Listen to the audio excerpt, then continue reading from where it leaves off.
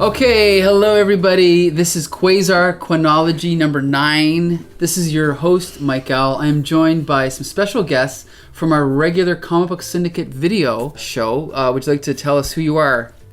Hey, it's Bex Luthor, your friendly neighborhood trash queen. and today we have two co-hosts, and we have a featured guest who's not going to talk as much unless she has something really important to say. Just as I took a sip, it's G.I.Jolie. All right.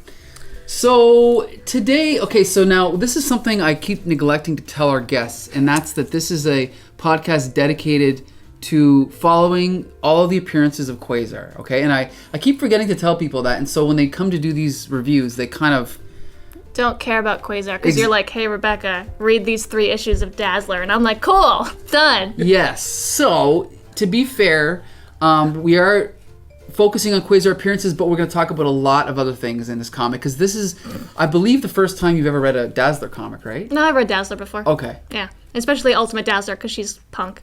Mm-hmm. Julie? It's my first time reading Dazzler. And we were all excited because we've liked Dazzler. Like, I've liked Dazzler my whole life. I was first exposed to her in X-Men by Chris Claremont and Mark Silvestri. And then going back and reading her original appearance by Chris Claremont and John Byrne. And then, of course, Halston Sage played her in the newest X-Men movie. For about 5 seconds. Yeah, it was the best part of the movie. They don't show her face. Well, there's a split second when that you see her face. She's there. Yeah. So I'm a big fan of Dazzler. He opened the 4K trailer and just scrolled until you could see her. So anyway, okay. So no glitter jumpsuit in that one, though. Let's just briefly say we're talking today about Dazzler number 9 and 10. They're both written by Danny Fingeroth and drawn by Frank Springer and inked by Vince Colletta. I'm not going to say much at first. I'm just going to say Dazzler, the comic series, has a reputation for being a really bad comic, and I can understand exactly why. Let's start with you, Becca. What was your impression of this comic? Wow, what a feminist nightmare. Just real hot garbage. Just the hottest garbage, and as a trash queen, not the kind that you want. Oh boy. You just want lukewarm garbage? I had no idea why I was reading these specific issues, but I thought it was because you hated me, Mike. Oh, really? I thought you were like, this'll piss Rebecca off. This is just like Marshall, yeah, okay. I thought you specifically picked these out. You're like, yes, a woman-centered comic. You know, she's got her own title. That's awesome. No. Not good? And do you want to give specifics, or do you kind of just want to... Well, Dazzler doesn't have a character. She is just a girl. And then things happen to her. She doesn't do anything. Things happen to her. She's no agency. No, like literally it starts off she's getting kidnapped. First, right out of the bat. Mm-hmm. So, and she's doing nothing about it. Even though she's immune with these powers, she's like, oh no, he has a gun. I was like, you're a Dazzler. You know what? Oh, a gun. Not only is she getting kidnapped, but her character, like you were saying earlier before we started recording, her personality is girl.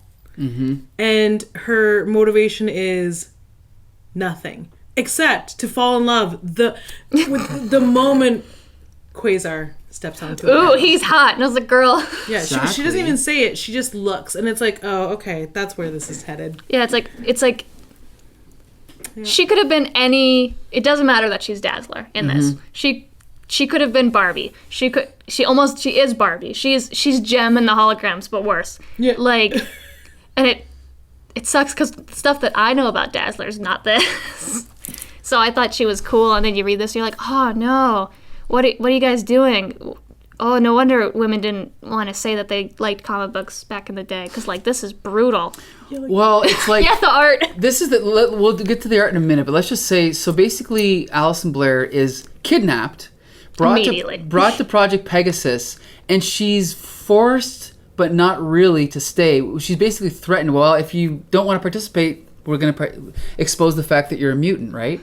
And so it's kind of like, yeah, she is kidnapped, and she's forced to undergo these experiments to test the limits of her powers. It's kind of ridiculous. We have subplots with her father. Go ahead. So what is Project Pegasus? For anyone who's listening that needs to know the context. Thankfully, we've done a review covering this with myself and Josh. Project Pegasus is a government-run like facility that imprisons supervillains and also does other things that I don't really know. They probably do experiments and they have cool stuff there, but it's kind of just like a government facility. And Quasar is the head of security there, so that's why. Okay, so it's a force for good. We'll say it's benign. It's kind of just a force for Itself. Itself, not necessarily good. Okay. Yeah, I wouldn't say good. They're not evil, but I wouldn't say good. He's the head of security, and his uniform is a cape. Yeah. And headband. Of course. I love it. And briefs. Well, he is technically a superhero. He just happens to have a job as well as being a superhero. So. But I just love that, like, he couldn't get a badge that said his name on it too. So for those that don't know, if this is your first time listening, Quasar is dressed exactly like a character named Marvel Boy, who was a 50s superhero, and that's why his costume looks sort of outdated. Is that what you think? It's kind of retro? Well, yeah, it made me almost think that the issue was older than it was. And then I was looking at, like, Allison. I was like, she's super sexy all the time. I was like, this is weird. It's just, he looks old-fashioned. He looks like a 1950s bodybuilder. Yeah, you know what he reminds me of? He reminds me of, what was that TV show with, like, the old there was bodybuilders in it. I can't remember what it was, but, like... Bodybuilders, I don't know. And it was Catholic. Wait a second. Why is this? For sure. There was this... If anyone knows, please put that in the comments below. Please tell us we were wrong about that being Catholic. Was it Christian? Or was it Christian? I'm intrigued. And we're Googling it. So while you guys are Googling it, to be fair, there is a point where Dazzler does finally use her powers to their fullest potential, and she breaks out of Project Pegasus, right? So she does. Does that redeem her story at all, or no? That doesn't redeem it? No, well, because at this point, the only reason she seems to want to break out of Project Pegasus is her one concern at the bottom of the one panel while they're testing her is like, yeah, I wonder when lunch is. Like, just very superficial desires. Yeah, and then you find out, I thought she was there for like a couple hours, then she's like, oh, I've been here a week. And I was like, girl, a week? You've been here a week and you just now want to break out and you're now just fed up with it? Like, she just she's no... what's the word I'm looking for? She's got no sense of self. She's no spine? Agency. Yeah, she's no agency. She just, things just happen to her. And she goes, well, this is my life now. And I'm like, you're an X-Men though, kind of technically. Yeah. It just... Later, yeah. Yeah, that's a good point. That's a very good point. So, did you like the scene where she has lunch with Quasar? Anyway, okay. After she's so exhausted that from trying to use her power to attack him to escape, and he drags her back in. Yeah, I love that panel. Good. I'm glad I did too. Okay, so let's talk or about the one where she's half naked. Where's that? Hold on. This one you mean? No, actually, but also that one. Yeah. Oh, wait a minute. That one you mean? No. Oh. The one where she's splayed. In that one. Oh. Well, I mean, her legs are together. Why is she in a bathing suit at all? You sure that's a bathing suit? Oh, I guess it is. Or her underwear. Okay. Worse. Good point. Now, okay, while we're at it's required for testing. Yeah. So she's got to be in a push-up bra because it's science. Let's agree that the story is not good. Okay, to be fair, Danny Fingeroth, if you're listening, I'm sorry, but he doesn't have a great reputation as a writer. He was a Spider-Man editor for a while. The only other stories I remember him writing were like Deadly Foes of Spider-Man. Did you ever read that? No. And they were not good. I never liked his writing, and this is exactly why I think I didn't. He's clearly not a great writer. The dialogue was not great, right?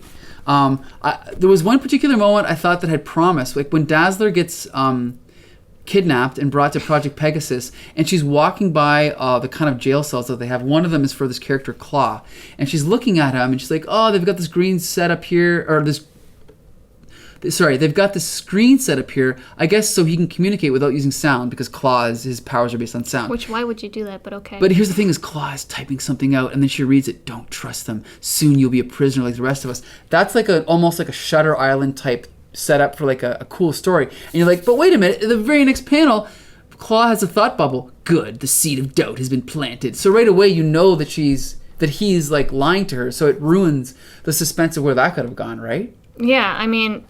Do you agree? I immediately assumed he was lying, also, before I even got to that panel. And I immediately went, oh, sick, Allison, way to go. Like, she believes the first, like, this guy comes up and he's like, oh, we work for the government. She's like, oh, okay. The first person who's like, actually, it's sketchy in here. And she's like, you know what? Maybe you're right, guy in a cage. Like, yeah, who we know is a bad guy. Who is just radiating red, bad energy. Like, she's so gullible and naive, and she just does whatever all the men around her say, and So all three of us don't like the story. We can agree on that, right? it wasn't good. Can we talk about the art? What did you okay. think of the art? Okay. I mean, there's some that's better than others. Yes. Like the page that we're on right now where they're in the car, it's just muddled, gross. I have to bring up, we've actually talked about the art is by Frank Springer and Vince Colletta. We've talked about Frank Springer on the show before when we did the video review of Transformers, number, I think, 3 and 4 he did, okay? The first issue that he did had a certain inker, and it was terrible. Then he got a different inker, and it was incredible. So it tells me he is a good artist, but it depends on the inker. Vince Colletta is notoriously known as let's say at the very least, a rushed inker. Some of his stuff is good, some of it is bad. But in some of the panels, like you said, like that's good. But if you go to like page 8 or 6, the first time you see Quasar, it's not great. It's okay. But then later on, there's another shot of Quasar that's horrendous. Let me just see if I can find it here. Yeah, and when he's fighting, I don't know if it's in this one or 10. But Yeah. Well, anyway, maybe it's in the next one, but like that. Like, this is page 16. What? I don't know.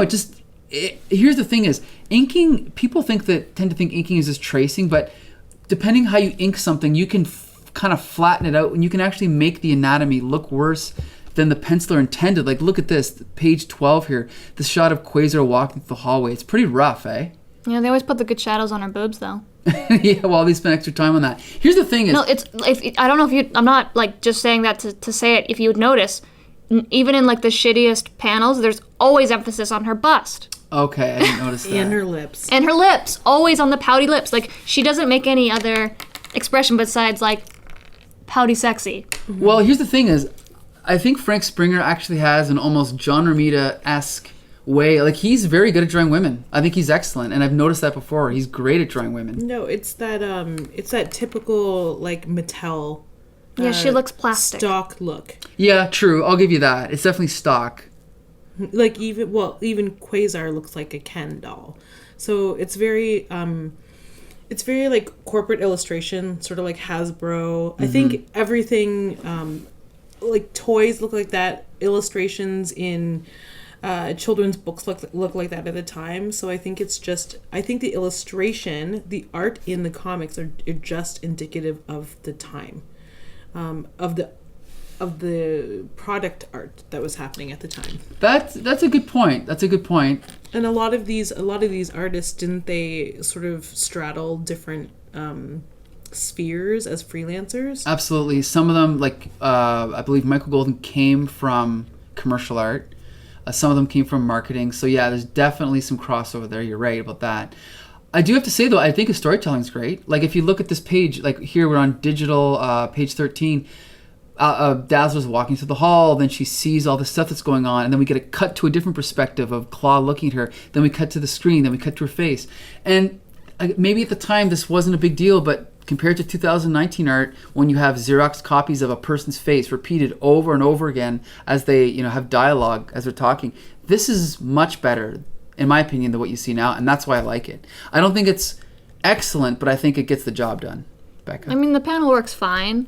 I'm not gonna be as positive about it as you, I think. Okay. Just because when you say cookie cutter, I'm like, that's the most expression she's ever shown. And it's the same mouth, it's just her eyebrows. Okay. So, there's no, it is the same cookie cutter face every time, to me at least. It's just like,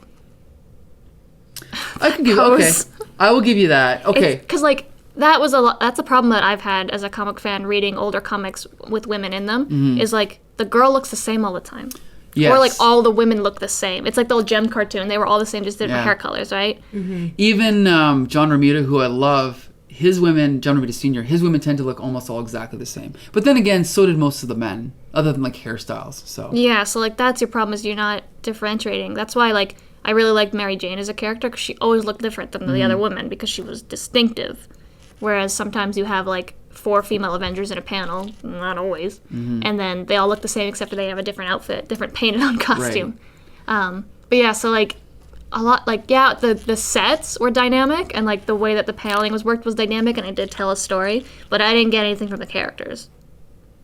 Okay, so we still have another issue to talk about, so we're just going to say that at the end of this, we get a sort of cliffhanger where we find out that there's this robot who's been watching Dazzler on a screen, and basically it says next issue Galactus. So that's how the story ends. So now we're going to jump ahead to the next issue, which is issue 10, which is by the same creative team. So I have to say it's probably not even worth really getting into analyzing the writing, the art, because it's pretty much the same thing. Other than, did you think the way that this plot turned out was any better, or was this art's way better? Anytime Dazzler, yeah, I don't know what happened, but like I think it's exactly the same. Is it the same? I don't know what happened then, because like that's awesome. This here? The stuff at the top, so the curry crackle 4, kind of stuff. You know what? I'm only going to guess because they're referencing. No, I was going to say no. That's not why. I don't know why. Yeah, you're right. It is kind of better though. And was this monthly or bi-weekly or? I believe at this point it was monthly. Okay, because 20 issues is 2 years.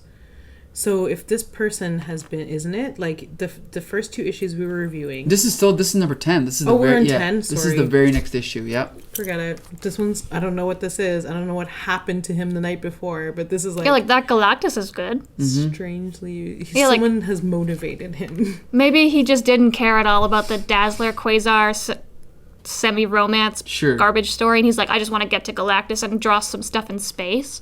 And maybe this was something that he was more interested in, because the art does change and gets better and gets more interesting. But here, I'm going to counter-argument that. Page 7 of issue 10, look at that horrible shot of Quasar. That's what I'm talking about, where the inking can actually, it changes the perspective of, how the character looks. Like, that's terrible.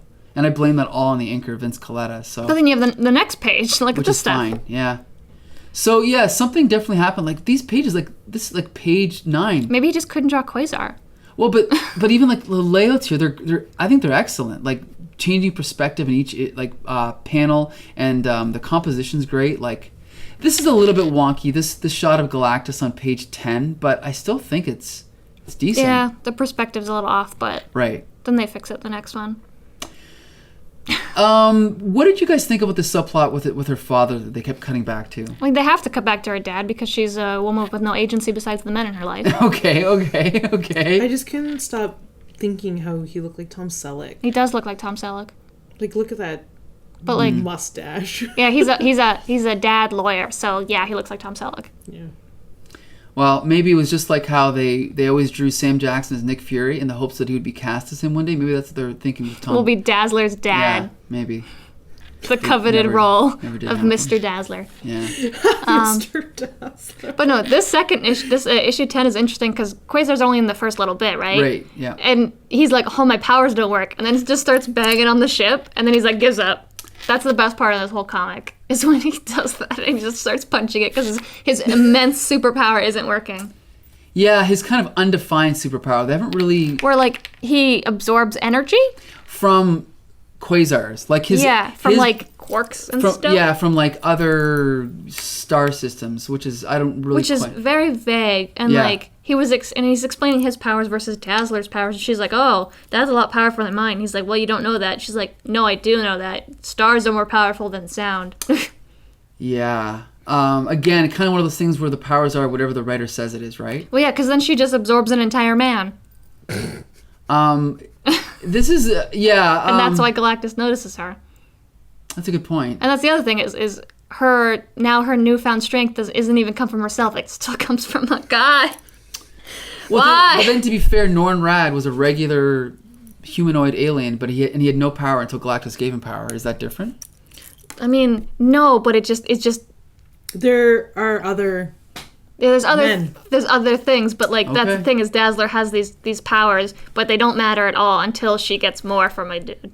And then that's why Galactus notices her. It's just getting something from a man on top of getting something from a man on top of there only being a man in the decisions in your life. Okay. Well, here's the thing, okay? Now, this story ends on a cliffhanger. Next Judgment Day, be here for jury duty. Unfortunately, we are never going to find out what happens because we're not reading the next issue for this podcast, right? Well, I'm going to go back after. Okay. Ooh, is that a purse? I didn't notice that. Yeah, she brought her bag with her to the black hole because you can't, like, not have your lipstick. She was also in roller skates the whole time, which I kind of didn't realize. Also, her shoes are sometimes not roller skates and sometimes roller skates. Yeah. So I don't know if her Dazzler light makes roller skates or not, but I'd like to believe it does. Because sometimes they're just shoes. It's like her lantern power. Yeah. It's they make rolls. She makes Heelys. So overall, was this issue better than number 9? It was more interesting just because it had Galactus and the black hole and his story about getting betrayed. Nothing to do with Dazzler at all made it better. Okay. But I mean, Galactus in space is cool, and like him talking about his like assistance through the years and them betraying him and why he needed her to go into a black hole, and then her going into the black hole is cool. It was very cool. Yeah, it was a nice effect. Yeah, and it's like if there was a scale of 1 to how many times we've seen Quasar so far, this is definitely Less. 3. I mean, the comic I reviewed, it was like a 0.5. Yeah. Well, poor Mara, she got a wristband, right? Yeah. Like she got a There he wrist, is. so- There's my man. There's Yeah. a wristband. There's his hand and his wrist and some jewelry. My favorite part of this one, though, is that if you replaced Dazzler with a very sexy lamp that was very bright, it would be the same comic. Fascinating. Galactus would steal the lamp from Earth and send it into the black hole to get, what was his name, Terax back? Tracks, yeah. Because she doesn't, the whole time she's like, I'm really good at this time, but does nothing. I can't get over the fact that who was reading this when it was written? It couldn't have been women. No women on Earth were reading comics at this point. So I'm gonna say my mom definitely was, okay, you got me there. but she wasn't reading this. No, it never had a good reputation, and even the people that bought it, I think they only bought it out of loyalty to X-Men because she first Also, appeared she's in hot. X-Men, and she's hot, right? The lamp only burns so bright before it bursts. Yeah, but then a man comes in and changes the bulb, and then she's good again. Yeah. So I guess my question is, No. would you recommend this comic? Oh God, no. No. Oh God, it's everything that's wrong with comic books, except for the art, maybe. But, Okay. So the writing is everything that was wrong with comic books in at least. And like the years. plot is interesting, and like Quasar is cool, and like all the bad guys that are locked up are cool, and like Pegasus is interesting, and like, but none of it matters because just as you're diving into something that's interesting, Dazzler's like, oh, I need to change my clothes. Like it's just. It's not enough to carry her title, like, because these are just side stories from other bigger stories that are happening in the universe. What is the point of giving her her own title and then just kind of doing something like this? It doesn't make any sense.